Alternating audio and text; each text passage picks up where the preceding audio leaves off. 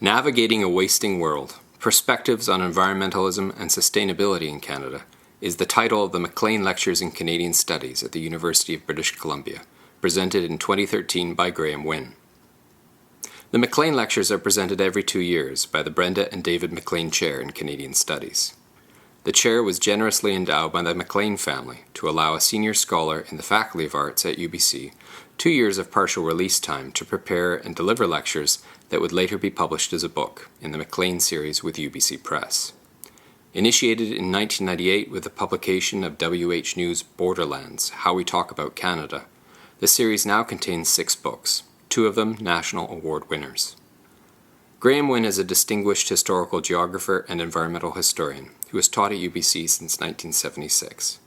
Starting with his foundational study, Timber Colony, a historical geography of early 19th century New Brunswick, Wynn's scholarship has centered on the relationships between people and forests over time in Canada as well as New Zealand, on the historical geography of migration, on the history of geographical ideas and the origins of environmental thinking, and on the big picture of Canadian and global environmental history, most recently encapsulated in his wide-ranging book, Canada and Arctic North America, An Environmental History.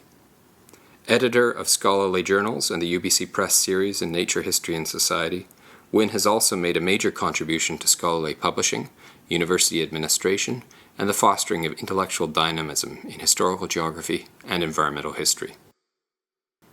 Lecture 2, Under Pilotage, Stories We Tell of Frontiers, Homelands, and Wild Places. Thank you, Matthew.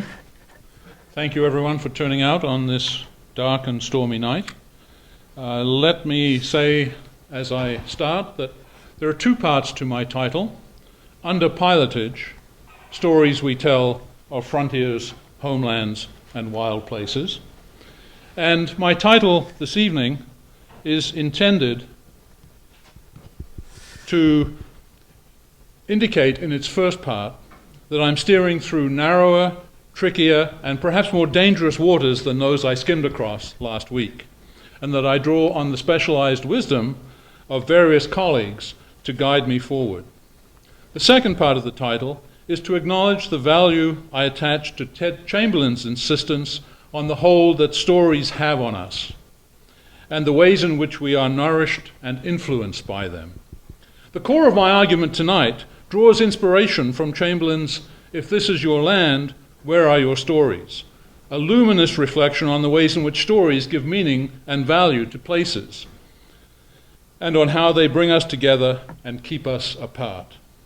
Importantly, Chamberlain, a student of comparative literature, points out that almost all stories draw from 2 basic forms: one descriptive of the course of events, their causes and consequences, and the other interpretive, intended to show how things and events fulfill an overall purpose and design.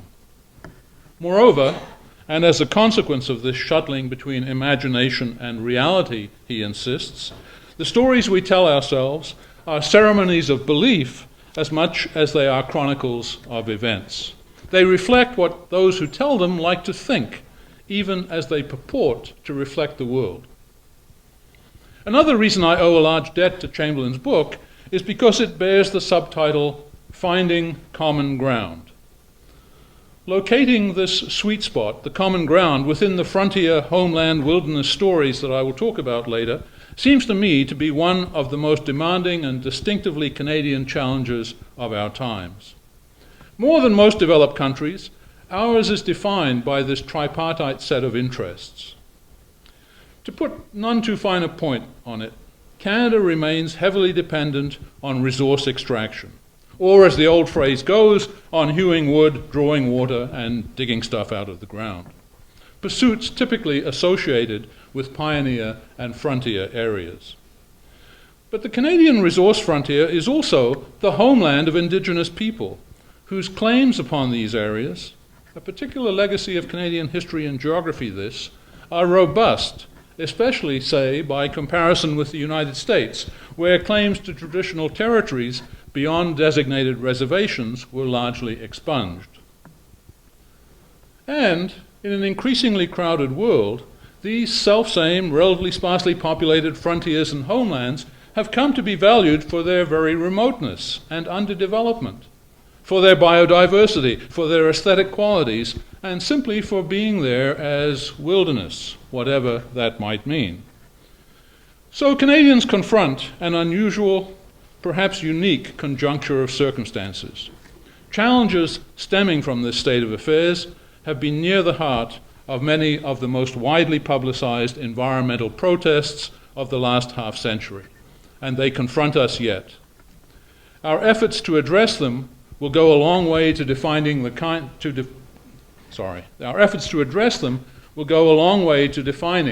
of place that Canada becomes. Time then to turn to the stories we tell ourselves about frontiers, homelands, and wild places as we seek to navigate the tricky waters within this triangle. Frontiers. Nature may be one of the most complex, but frontier is surely one of the most powerful words in the English language. In the hands of Frederick Jackson Turner, it became a touchstone of American distinctiveness. The very character of the American people was forged by the unending opportunity offered, at least until 1891, by free land and the possibilities of continuous economic expansion predicated on the exploitation of nature's wealth. In The Great Frontier, Walter Prescott Webb expanded the scope of Turner's argument by setting the history of the American West in the context of Europe's expansion overseas. For a while, Canadian historians worried mightily over whether Canada had had a frontier or not. Finding that things in this reluctant land were not quite as Turner had painted them in the fruitful American empire, they recast the coinage, first as Staples theory and then as metropolitanism. We could enumerate other instances, but from first to last, the word frontier connotes a place of favorable prospects, future promise, wealth to tap, and lessons to learn. This is a story that is hard to ignore. Most Western societies are so wedded to its basic tenets that it's difficult to imagine, even for a moment, that those steering their courses might see the need to change direction or even trim the sails. The most widely held economic conviction here and now, and for decades past, has been the unwritten law of the capitalist system, that growth is good, even essential. Since the late 20th century, Canadians have been fed a steady diet of this sort of thinking. Here I'll note only three northern examples that offer us in sequence a frontier imagined, a frontier deferred, and a frontier embraced. So, a frontier imagined. Introducing a speaker at the Empire Club of Canada in 1969, the club president found it fascinating, he said, to ponder how little the fundamental character of Canada changes. In the 1880s, he said, all the talk was about building the CPR and the growth it would bring. 90 years on, members of the club would hear about an inspiration in search of support and encouragement that was no different from any of the great development projects on which the country had been built. That inspiration was something known as the Mid-Canada Corridor, and Richard Roma, its originator, was the featured speaker at the Empire Club. Taking familiarity with his great idea for granted, he had first mooted it as a centennial project, Roma pitched it to his audience. Wrapped in a heavy cloth of nationalist rhetoric, it was often described as a means of ensuring the continuation of a separate political entity on the North American continent, tied into growing anxieties about the mushrooming growth of southern cities, and thirdly, urging the development of a new form of governance to transcend the petty turf wars among federal, provincial, and municipal levels of government. The MCC was essentially a grand scheme for the economic development of northern Canada. Stretching east to west, to north, between the northern limits of non-Indigenous settlement and the tree line, the corridor was a primarily undeveloped territory, said Roma. And it was the key to Canada becoming a giant among the productive nations of the world. The country's best brains, said Roma, should be turned to developing the spectacular natural resources. He enumerated them: oil, gas, timber, minerals, and tourism in the vast, virtually unopened, superbly attractive boreal forest, which he said is the heart of mid-Canada. Elsewhere, Roma argued the need to plan ahead. By the year 2000, Canada, he said, would have 40 million people, and by 2070, 100 million. And mid-Canada would be recognized as America's greatest resource bin.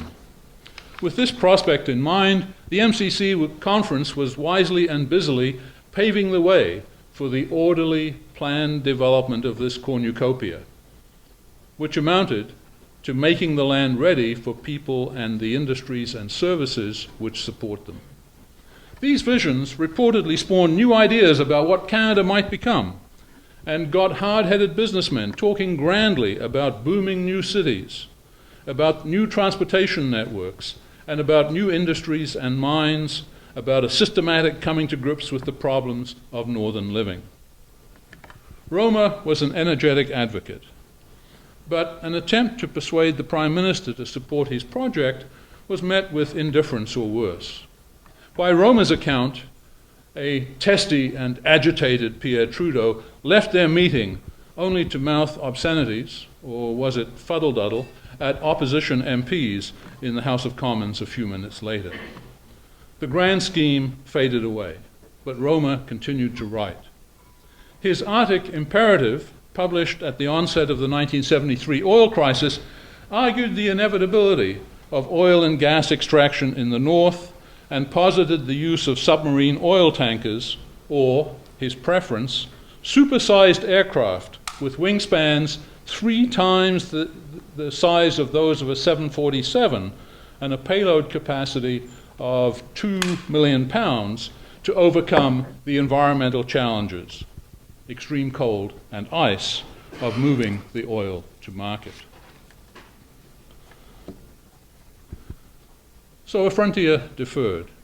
It was only a year later that Justice Thomas Berger was instructed to examine another solution to the challenge of bringing northern hydrocarbons to market, the construction of a gas pipeline with the expectation that an oil pipeline would follow along the line of the Mackenzie River Valley. Berger's report offers us another version of the frontier story. Although it's widely remembered as stopping the Mackenzie Valley pipeline, its recommendations were actually a good deal more measured. Berger opposed a gas pipeline from Alaska across the northern Yukon, but he considered oil and gas development in the Mackenzie Delta Beaufort Sea region to be inevitable. After all, he wrote eloquently and accurately, and I quote from him, "We look upon the North as our last frontier. It is natural for us to think of developing it, of subduing the land and extracting its resources to fuel Canada's industry and heat our homes. Our whole inclination is to think of expanding our industrial machine to the limit of our country's frontiers." Thus, Berger proceeded on the assumption that in due course, the industrial system will require the gas and oil of the Arctic. Most Canadians believed that the economic future of the North lay in large-scale industrial development, and pipeline companies and northern businessmen had come to regard development as an unqualified gain for the North. The pipeline, it was said, would provide jobs for thousands of native people. The real problem for the Mackenzie Valley lay in the disruptive speed of the changes that would likely follow wholesale development of the pipeline, and also in the Indigenous people's desire for some form of self-determination. To ameliorate the impact of development and provide time for negotiation, Berger concluded simply that the Mackenzie Valley pipeline should be postponed for 10 years. So let us turn thirdly to a frontier embraced. And for this, all we have to do is to listen to the contemporary hubbub. A few months ago, the Huffington Post ran a large headline announcing, "Alberta oil sands, a driving force behind Canada's economy for next 25 to 35 years."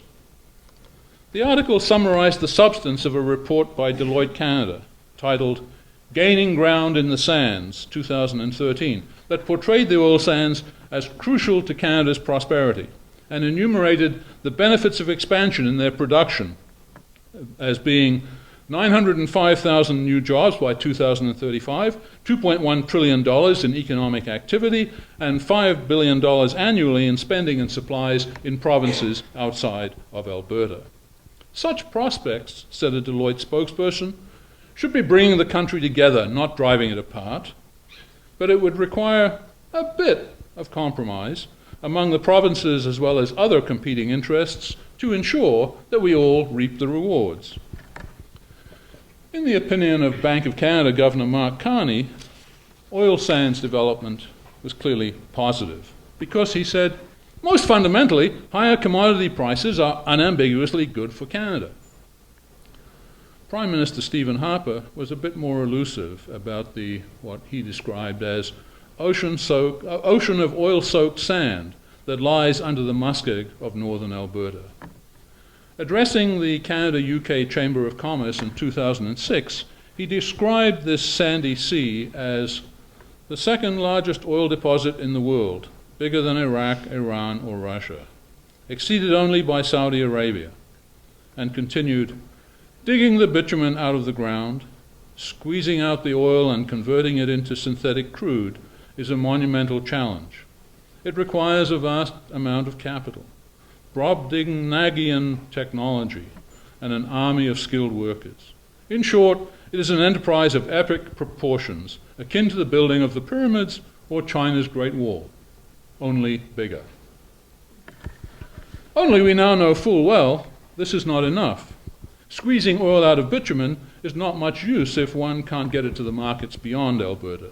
So we need pipelines to Texas and to the Pacific coast so that Alberta oil can burn in foreign places and the domestic exploitation cycle can quicken to the good of all Canadians. Or so the story goes.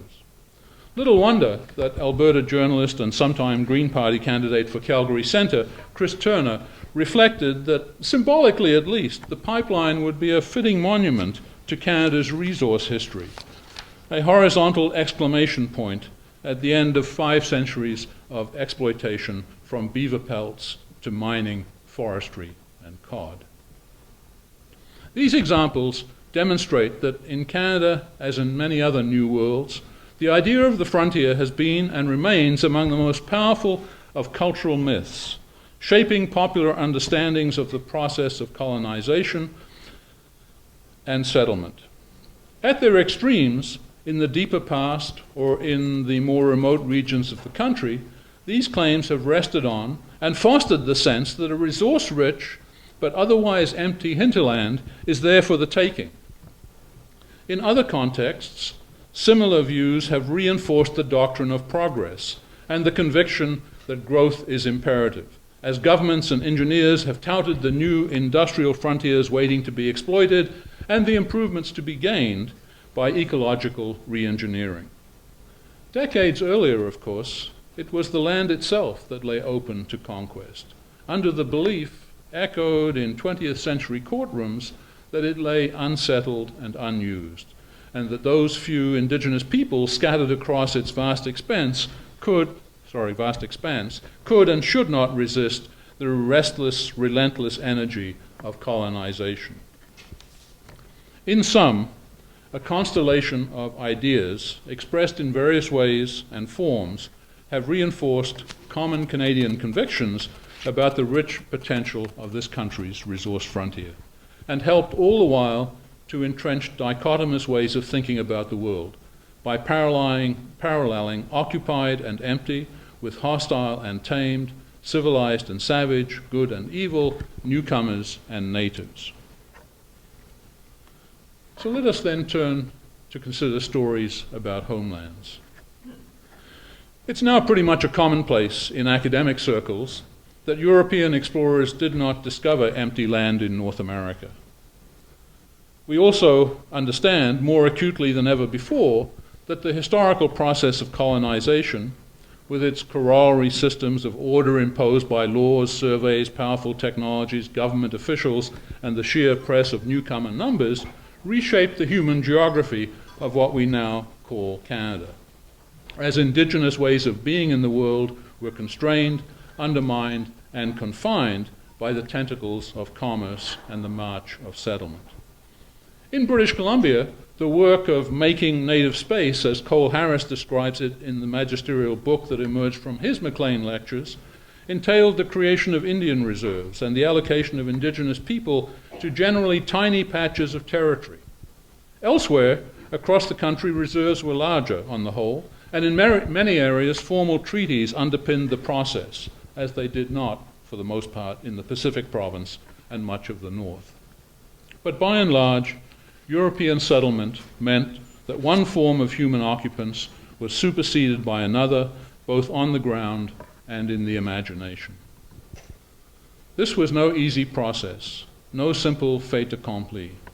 As Harris and others have shown, indigenous people offered various forms of resistance to colonialism from the first. But in the circumstances of the times, theirs were the weapons of the weak. They might deflect or delay, but they were unable to stay the twin-engine juggernaut of imperialism and development.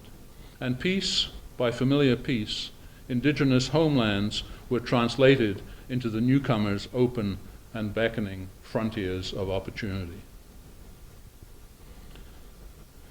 In the last half-century or so, indigenous voices have been raised again in various ways against both the unjust legacies and the enduring vitality of the frontier myth. Foremost perhaps among these expressions has been a reassertion of the significance of traditional territories as indigenous homelands. Taken together, these form a compelling set of claims for a deep and distinctive set of attachments to places. Drive an hour or so out of North Bay, Ontario, headed for New Liskeard and Kirkland Lake on Highway 11, and come upon the sign, "Welcome to Indaki Menon, homeland of the Timiogama Anishinaabe." The sign has marked this spot only since 1997, but the people of the deep water, the Timiogama Anishinaabe, who proclaim this our land, Indaki Menon, have called this territory home for thousands of years. Listen to a Heiltsuk leader from the mid-coast of British Columbia, asserting firmly, "Our territory is our home. It's our home. It's where we lived our whole lives. It's what we're about. It's where we get our food." Here Matthew Kuhncombe, sometime Grand Chief of the Cree, when he insists that our land is our memory, and continues with the plaintive observation, "If you destroy the land, you destroy the Cree people." Or imagine yourself in Justice Burgess' shoes in the high Arctic 40 years ago, being told by Richard Nerisu of Fort McPherson that being an Indian means being able to understand and live with this world in a very special way. It means living with the land, with the animals, with the birds and fish, as though they were your sisters and brothers. It means saying the land is an old friend, and an old friend your father knew, your grandfather knew. Indeed, your people have always known. We see our land as much, much more than the white man sees it. To the Indian people, our land really is our life. Without our land, we could no longer exist as people. For all of these people and their kin, the land was clearly, as Berger put it in his report, the basis of identity, pride, and self-respect. These are powerful voices, and we must listen to them carefully and to the stories they tell, because there is some danger of mistaking their message. When Native leaders and others express their attachment to land, place, and home, they are not invoking the stereotypical conception of indigenous people tied to the land by some mystical spiritual bond. Indigenous societies are in flux everywhere across the country, and they have been for decades. As one commentator on the testimony heard by Justice Berger noted, what people described as their traditional world was not a preserved specimen from an ancient past, but rather a way of life that had evolved in concert with the fur trade missions, mines, and the transportation infrastructure. Varied and contradictory though they may seem to be, Indigenous avowals of the importance of their homelands are, in substantial part, expressions of a desire for empowerment and greater control over the use of the land and its resources. They articulate what particular groups and individuals take to be the most intelligible, plausible, and compelling account of their specific needs and circumstances.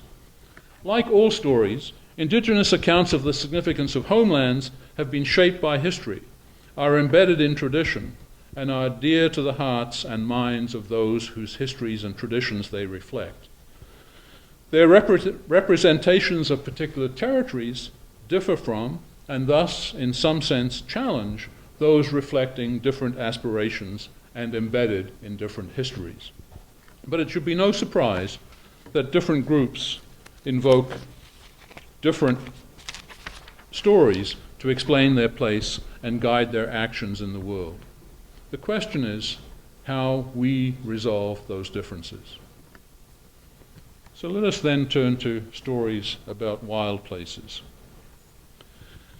Finding common ground here is complicated by the superimposition of a third story upon much of the territory covered by the frontier and homeland accounts.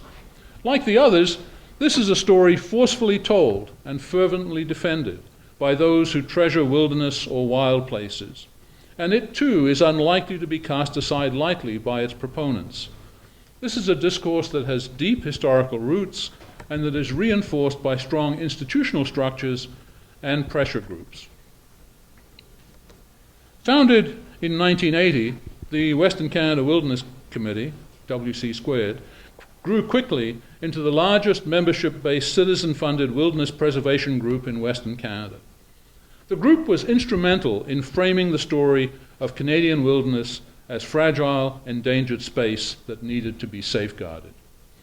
Its 1981 wall calendar offered 12 stunning, full-color pictures of endangered wilderness areas in Western Canada. And later in the decade, it released 10,000 copies of Kamana, Artistic Visions of an Ancient Rainforest, as well as 20,000 posters and 45,000 calendars aimed at saving the Kamana Valley from industrial logging.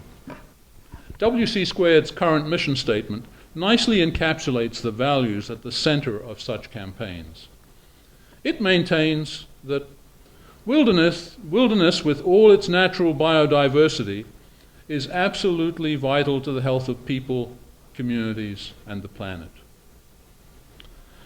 Now boasting 60,000 members, WC² continues to believe that when people know about Canada's threatened wilderness and wildlife, they will act to protect it, and it claims to reach 12,000 people each year through its door-to-door canvasses, educational publications, rallies, and other activities. This is a story with legs. Its website identifies a long list of places, over 50, some large, some small, for which WC² has played a role in securing protected status. The Canadian Parks and Wilderness Society, CPAWS, has fewer members, but calls itself Canada's Voice for Wilderness on the strength of its efforts since 1963 to protect Canada's amazing natural places. It claims a role in the creation of over 2/3 of Canada's protected areas, encompassing about 500,000 square kilometers of territory. In this work, CPAWS has allied itself closely with federal and provincial agencies, including Parks Canada, which is responsible for protected areas in every province and territory. These protected areas range from mountains and plains to boreal forests and tundra, to lakes and glaciers, and much more. And they were established to protect and present outstanding representative examples of natural landscapes and natural phenomena that occur in Canada's 39 natural regions.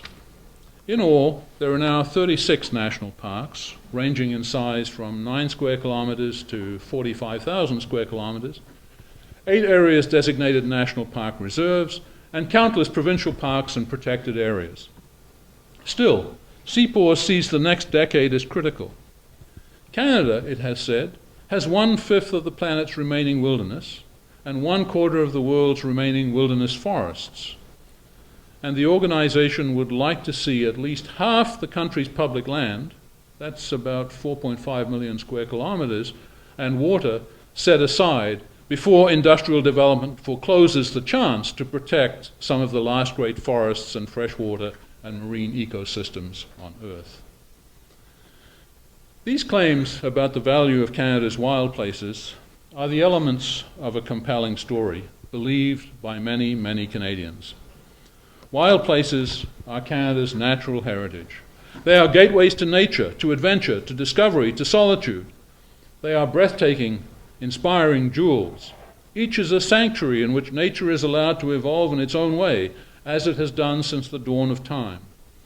And together, these places are a source of pride for Canadians and an integral part of our national identity. And all of those phrases are taken from Parks Canada websites. And the truth of all these fine words seems to be confirmed in a nice tautological twist by the enthusiasm shown by tens of thousands of people through their purchase of organizational memberships, calendars, and the like, for the story to which they give substance. Whether managed to maintain ecosystem biodiversity, structures, and functions unimpaired, or kept forever wild, which is to say without industrial development, these wilderness places are defined by convictions radically different from those that underpin frontier discourse.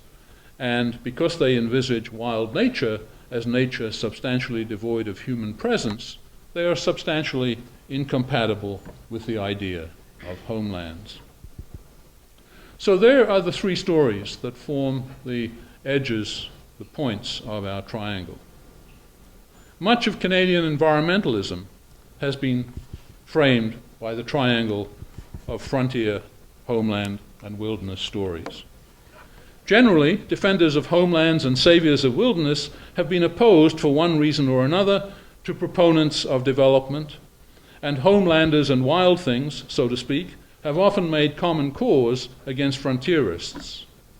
So it's a simple matter to represent episodes such as the war in the woods in British Columbia, or many another of the struggles whose sites we noted last week, as fundamental confrontations between development and protection, or materialism and idealism. But this triangular configuration is actually a map of varying tensions and shifting allegiances. So the recommendations of the Mackenzie Valley Pipeline Inquiry for a temporary moratorium on pipeline construction while Indigenous concerns were addressed might be seen as envisaging a shift in the balance of interests along the FH axis. So too, initially strong alliances between environmental and Indigenous groups have been strained as the changing circumstances of particular struggles have revealed differences in their interests. Idealistic environmentalists have resorted to materialist tactics in market campaigns, for example, to rein in frontierist development. And if we are to believe recent advertisements from the Canadian Association of Petroleum Producers, oil sands interests are doing a great deal to protect, restore, and ensure the sustainability of the environment in those areas in and around which they operate. Stories change, and there's a great deal of devil in the details, all of which have to be understood if the common ground to which they sometimes seem to be pointing is to be found. Several possibilities suggest themselves for more detailed analysis. Temagami, the Tamiogami Anishinaabe homeland in Ontario, recently and intriguingly analyzed by Jocelyn Thorpe to reveal how struggles over meaning, racialized and gendered identities, and land have rendered it an iconic site of wild Canadian nature, springs to mind immediately. Or we might turn to the campaign for the Great Bear Rainforest, probingly analyzed in a forthcoming book by Justin Page, or the path that led to the Canadian Boreal Forest Agreement. So too might we consider events at Grassy Narrows on the Wabigoon English River drainage of northern Ontario, where Indigenous people were resettled in the name of progress and poisoned by the toxic effluent dumped into the river system from a pulp and paper mill. Fort McMurray and Fort Mackay, and what one student recently described in an MA thesis as the raising of Alberta, are surely also good candidates for investigation. Each of these stories would enrich and deepen our understanding and no doubt yield important insights. But we have time, mercifully, only for one, And I've concluded that our best way forward in the circumstances is to jump into the black hole. By this I mean not the astronomer's region of space-time from which nothing can escape, but the clear cut on the side of the Port Alberni to Fino road that was the site of the Clayoquot Peace Camp in the summer of 1993. Described as the defining protest of our time and designated one of the most significant events in BC history by the Royal British Columbia Museum, the protest against continued logging in the temperate rainforest of Western Vancouver Island is arguably the most famous Canadian environmental conflict of the last half-century. The proximate origins of this story lay in the early 1980s when a Macmillan Bloedel logging crew dispatched to work on Mears Island was met by 100 protesters and local First Nations chief Moses Martin, who reportedly greeted them with the words, "Welcome to my garden. You're free to walk here, but you'll do nothing else." Declaring the area a tribal park, Martin and his people obtained a court injunction to protect the island. But despite the efforts of the environmental group Friends of Clayoquot Sound, logging continued elsewhere in the region. Sporadic protests included the spiking of trees and the sabotage of logging roads to prevent crews working. Seeking to balance the interests of its core constituencies, pro-logging Labour and anti-logging environmentalists, the newly elected NDP government proffered a compromise in the reduction of the annual allowable cut from the Sound by about a third. This was not a significant reduction in recent levels of extraction, and when in 1993 the government approved a Macmillan Bloedel plan to harvest over half the area's remaining old-growth forest, which had already been reduced by almost a quarter, the conflict reached fever pitch. WC Squared had been drawing public attention to the beauty and value of old-growth forest in the nearby Karmana-Walbran area, and protesters had blocked the Kennedy Lake logging road in the summer of 1992. During the following summer, as many as 11,000 people may have joined the protest in Clayoquot Sound that won international attention when the Australian rock band Midnight Oil played a concert at the Peace Camp, and organisers used the occasion to call for a ban on clear-cut logging across Canada. Most days through the summer, the RCMP read an injunction obtained by Mac Blow to protesters at peaceful blockades at the Kennedy Lake Bridge, and arrests were made. In sum, 932 people were taken into custody, and 860 were prosecuted.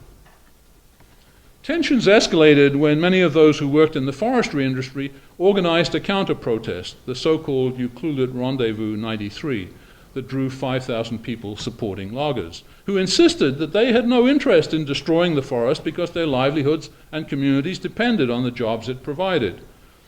Confrontations escalated, and a couple of hundred litres of human excrement from the Ucluelet Rendezvous were dumped near the information site set up by those opposed to logging. Early media reports frequently used stereotypes to add colour and coherence to their stories of this event. Typically, guerrilla warriors and roadside rebels were ranged against logging giants. This was the war in the woods. But according to analyses by David Tyndall and others, the tendency to cover the protests for their entertainment and shock values gave way to more thoughtful reporting that treated the issues seriously, and also noted cases of intimidation and aggression towards protesters, which may have increased sympathy for their nonviolent actions. By late summer, the predominant story portrayed protesters, environmental NGOs, and local First Nations as united and deeply committed to preserving the forests of Clayoquot Sound. The results were remarkable. In 1994, the BC government signed a 2-year and subsequently extended interim measures agreement with the Ahusat, Hesquiat, Tlaokiat, Toquat, and Ucluelet First Nations, acknowledging the responsibility of the Hawi hereditary chiefs to conserve and protect their traditional territories and waters for generations to come. Threats of an international boycott of BC forest products also concentrated political minds, and a quickly constituted Blue Ribbon scientific panel on Clayoquot Sound, made up of scientists and New Chalnoth elders, framed a new paradigm for forest management. in embracing the indigenous principle of Hishukish Sawak. Everything is one. Translated into the language of forest management, this holistic approach included ecosystem management, variable retention silviculture systems, watershed level planning, and adaptive management, as well as consideration of First Nations perspectives. These were adopted. Logging was halted until thorough biological and cultural inventories of the forests were completed, the annual allowable cut was reduced, and clear cuts were limited to 4 hectares in extent. Faced with these new conditions and changing world markets, in 1996, McLean Blodell agreed to a joint venture agreement with the Nuchalnath Central Region First Nations. 2 years later, this led to the creation, with MB's successor company, Weyerhaeuser, of ESOC Forest Resources, a forest management company controlled by Central Region First Nations. By the end of the century, ESOC, which translates as respect, had signed a memorandum of understanding, limiting logging to previously logged areas beyond the intact ancient forested valleys of Clayoquot Sound, and the company and a half a dozen environmental groups had signed a cooperation agreement. ESAC had reached out to displaced employees of former logging operators in the Kennedy Lake area.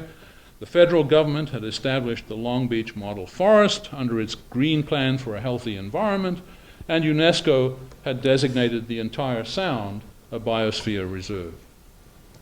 This is a compelling and comforting story. Forged from bitter confrontation, it weaves together environmental protection, the cultural and territorial interests of indigenous peoples, and the continuing extraction of wealth from the forest. War has given way to peace and prosperity in the woods. Clayoquot Sound seems to be the sweet spot in our triangle. Here, stories told at the turn of the millennium informed us, competing discourses were brought together through nonviolent protest, prescient policy that pioneered ecosystem management and inspired similar practices elsewhere, and effective, innovative management. Local residents, indigenous peoples, logging corporations, and environmental organizations had come together to transform an intractable and volatile battle into an internationally unique example of environmental, community, and corporate partnership. In Clayoquot Sound, the frontier lion had come to lie down with homeland and environmental lands. Or so it seemed. Reflecting on these events, Linda Cody, who was hired as Director of Public Affairs at MacBlow in 1993, just as environmental groups began a market campaign pressuring the company's customers to cancel contracts, recounted these events this way. The forestry industry and environmental groups, she said, were locked in a zero-sum war of attrition. Both sides believed that they were right, and neither faced any realistic risk of suffering the sort of outright defeat that the other was seeking to inflict. Company leaders believed that MacBlow was being attacked unjustly, not for how they operated, but for where they operated. At a time when most forest companies were following similar practices, MB was better than most in complying with regulations. But it was the major operator in an area increasingly associated with the ecologically relatively new but socially compelling notion of old-growth forests. Among environmentalists and the public at large, old growth, with its connotations of grandeur and lack of human interference, was easily elided with another slippery but stoutly defended concept, that of wilderness. Both sides were intransigent and ramped up the rhetoric in a war of words as well as wills. Environmentalists portrayed the industry as rainforest ravagers and greedy corporate pigs. Industry characterized their opponents as tree huggers, welfare bums, and, I love this quote, cappuccino-sucking, concrete condo-dwelling, granola-eating city slickers. Appealing to different constituencies of support, these word bombs were more like pyrotechnics than bunker busters. Then, by Cody's account, the game was changed by the intervention of First Nations representatives. By insisting on their right to make decisions on matters affecting their traditional territories, they forced both MacBlow and the environmental lobby to think again. As ever, the situation, which also involved labor, local residents, the provincial government, and international interests, was more complicated than this. But in retrospect, Cody came to see the First Nations intervention as catalytic, as breaking the logjam of tired confrontation and opening the way to new possibilities for agreement. Sephora Berman, an important and highly influential figure among Canadian environmentalists since the summer of 1993, was also centrally involved in the Clayoquot negotiations. She recalls a somewhat more contentious set of engagements. By her account, First Nations leaders were engaged in a difficult negotiation that produced its own tensions in their communities. Some opposed MacBlow's operations in the Sound because they regarded the land use decision that precipitated the 1993 crisis as a gift to the logging industry that ignored their interests. Others strongly opposed the environmentalists' opposition to logging because they valued the industry's economic multiplier effects. Indeed, Berman recounts one traumatic meeting in 1994 when she, 24 years old, was harangued for hours by a dozen or so First Nations leaders, all male and a generation older than her, who objected to the presence of a Greenpeace ship in Clayoquot Sound to oppose the logging of intact Wolfson Creek.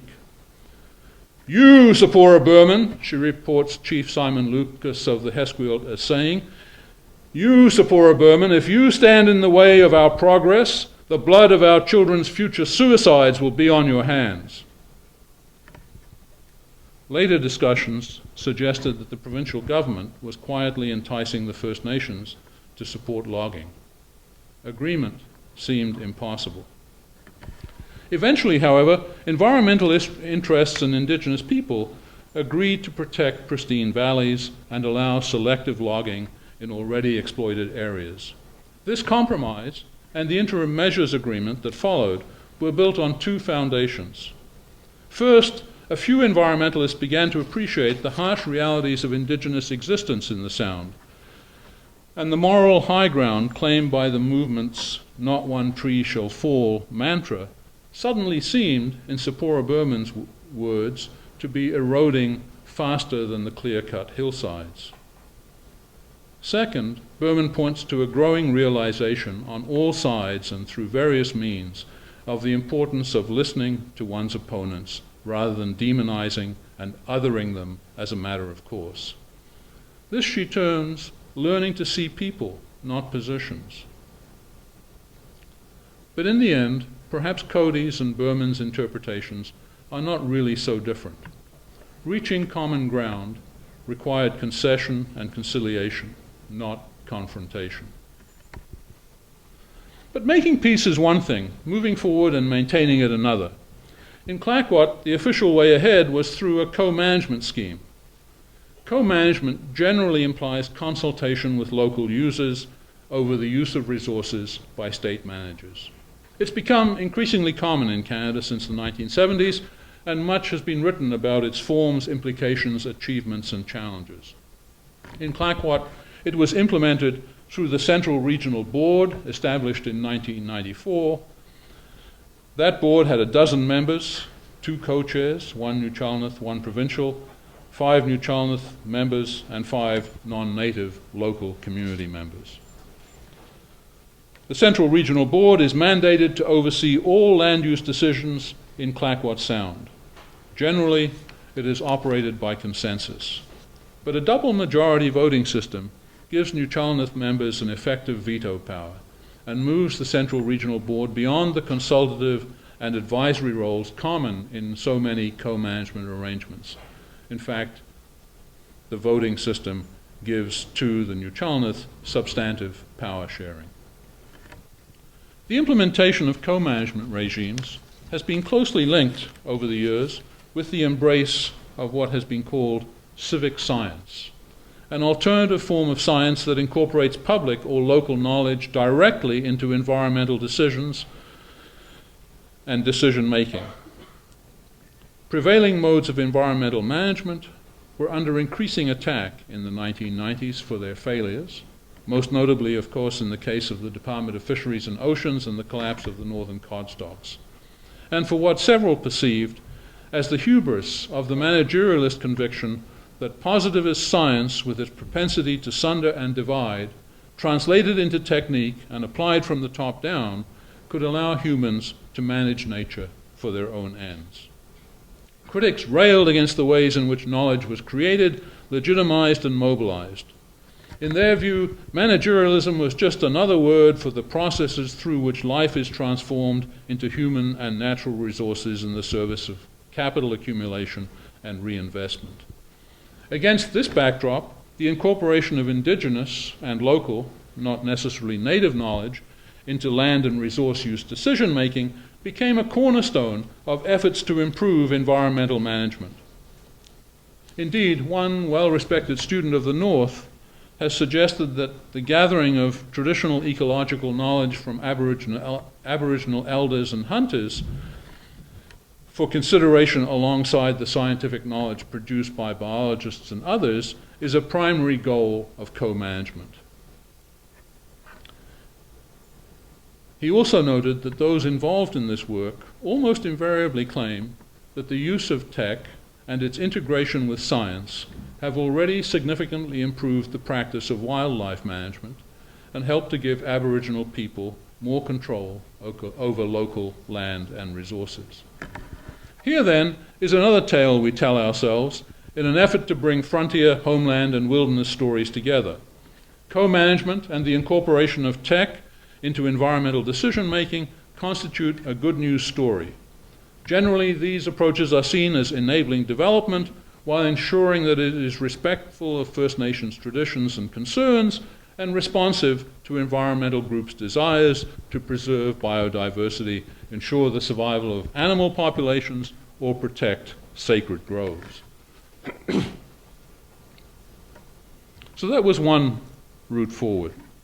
A second was framed by those who established Eco-Trust Canada in 1994 to advance what they called the conservation economy, formally defined as an economy in which economic wealth is harvested from a bioregion's local natural resources in a way that meets local communities' needs, yet restores rather than depletes natural and social capital. Less abstractly, Eco-Trust Canada announced its intention to provide meaningful work and good livelihoods, to support vibrant communities and recognize Aboriginal rights and title, and to conserve and restore the environment. This approach echoed the central tenets encapsulated in the triple bottom line phrase coined by John Elkington, the founder of a British consultancy called Sustainability. Put simply, triple bottom line added a second and third set of concerns to corporate enterprises' long-standing focus on the bottom line of profit and loss. Social responsibility, the people account, and environmental responsibility, the planet account. Eco-Trust Canada has played a significant role in promoting environmental stewardship, economic opportunity, and social equity in the Pacific Northwest through the last 2 decades. But many challenges remain, including those inherent on an enterprise built on deep collaboration, associated with the extension of its interventions beyond the local scale at which they have been successful, and those associated with funding ongoing and expanding activities. Co-management also has its difficulties. As Julie Cruikshank and other students of tech have shown, the process of integrating traditional and scientific knowledge is far from straightforward. According to Paul Nasdady, translating First Nations life experiences into forms compatible with state wildlife management practices is bedeviled by all the risks inherent in any translation process. Most researchers using tech treat it as a new source or form of data to be incorporated into existing management bureaucracies and acted upon by scientists and resource managers.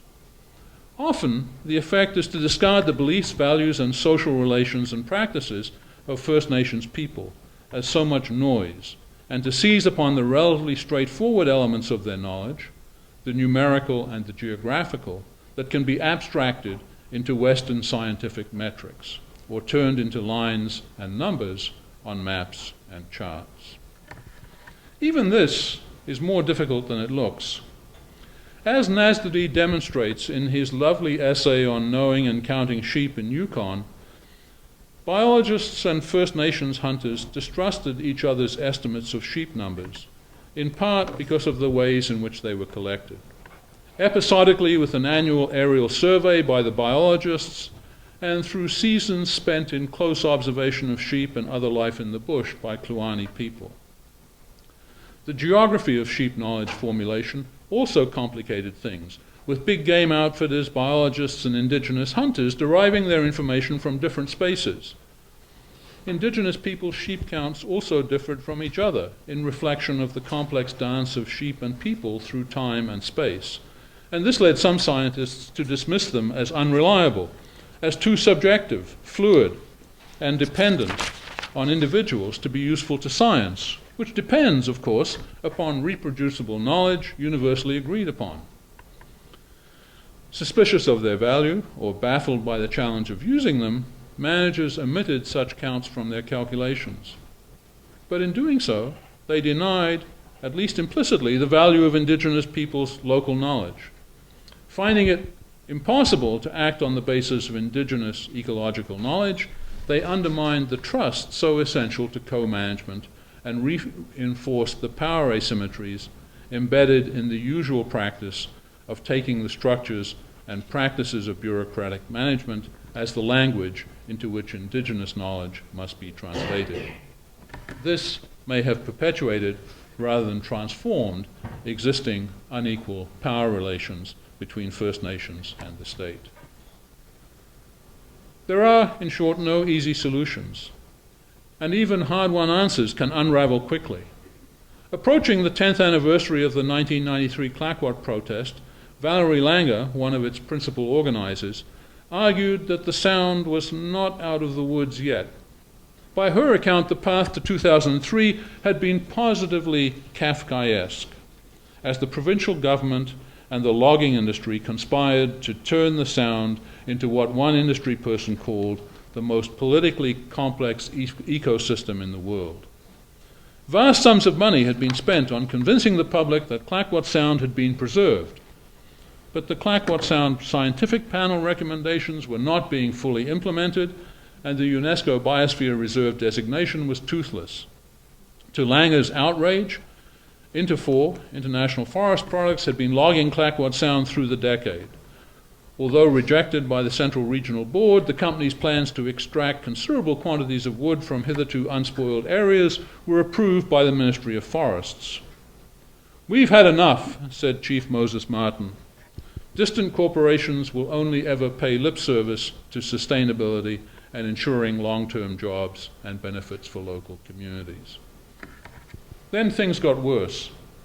The region's large intact valleys had been off limits to logging since 1995, pending completion of watershed surveys and plans. But in 2005, Friends of Clayoquot Sound reported that Interfor was building a logging road into the valley of Hesquiat Lake Creek, one of a handful of undisturbed valleys in the region recommended for protection by the World Conservation Union and recognized by First Nations people as EMIS, or exceedingly precious. This road building was halted. Then in 2006, the Clayoquot Sound Technical Planning Committee added almost 68,000 hectares to the 91,400 already protected in national and provincial parks in the area. But they left almost 40% of the forested land base open to logging. 3 valleys in Strathcona Park aside, no intact watershed was reserved. And the reserved areas were too small and scattered to safeguard ecological integrity. Almost a fifth of the reserved area was in beauty strips, 20 to 50 meters wide along rivers and 100 to 150 meters wide along ocean shores. Most of the rest encompassed steep, unstable terrain and sensitive soils not suitable for logging. Moreover, the reserve designation applied only to logging. All of these areas were open to mining, hydro, and resort development, and logging roads could cut through them. In 2007, Mamuk Natural Resources, a company owned by local First Nations, entered a joint agreement with Coulson Forest Products of Port Alberni to acquire the Interfor tree farm license. But these were difficult years for the logging industry and the native economy on the west coast. The fishing industry that had employed 400 people in Ahusat alone in 1980 was on the verge of disappearing. Even as the Interfor deal was done, ESOC was restructuring and in the process of signing a management contract with EcoTrust Canada. The company had struggled to turn a profit through its first 7 years, and, to the dismay of environmentalists, planned to log in intact valleys. Then, in March 2008, Mamuk Coulson began building a logging road into the Hesquiat Lake Creek watershed that had been targeted by Interfor. At the same time, ESOC, practicing what company president Gary Johnson described as the most environmentally sensitive logging in the world, announced that it required both higher prices for its wood, certified by the Forest Stewardship Council, and economies of scale to be successful. By 2010, ESOC was mooting plans to log on Flores Island. Even talk of such action was enough to open deep rifts between former allies. Marika Mikhailovich, chief campaigner for Friends of Clayoquot Sound, acknowledged that the economic well-being of First Nations was a concern. Unemployment had risen from about 10% to 70% on local reserves with the decline of the fishery. But she did not want Indigenous people to turn into industrialists. In Mikhailovich's view, the days of corporate or other plunder in the Sound were over. It was simply insane to turn some of the most ecologically precious and endangered forests in the world into pulp and boards. Besides, she claimed, tapping into new anxieties, this forest is the greatest carbon store of any forest on the planet. It was also, according to Valerie Langer, speaking at a protest meeting in Vancouver in 2008, the most famous forest in Canada, the iconic forest of Canada. And it should remain untouched, she said, because, like the Sistine Chapel, it is a place that brings people hope. In Gary Johnson's view, First Nations forest manager, all of this was typical of the misguided idealism of groups who believed that by preventing logging in Clayoquot Sound, they're saving the world. There was a disconnect of scale and consequence here. Clearly, even the thought of logging in the Capella Sistina is distressing.